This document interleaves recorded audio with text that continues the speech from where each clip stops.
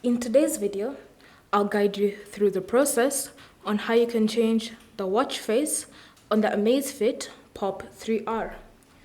So grab your watch, and then on the current watch face that you're using, simply long press on it to enter editing mode. From here, you should see pre-installed watch faces that you can add or you can put on your device. So say for example you wish to choose this one, ensure that it's been selected, and then it will be your brand new watch face.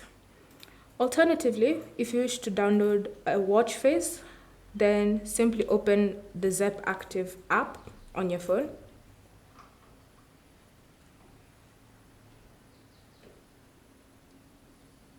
And then look for the option, dial center, and tap on it. This will give you all the different watch faces that you can add to your device. Then you can scroll through and look, you can choose a simple one, a mechanical one, it's all up to you. Then once you've selected a watch face, so say for example you choose this one, then you'll be given a preview, and all you need to do is tap on sync dial, and this will start the process of adding this watch face onto your watch. So wait patiently, and you can even see the download percentage on your watch as well as your phone.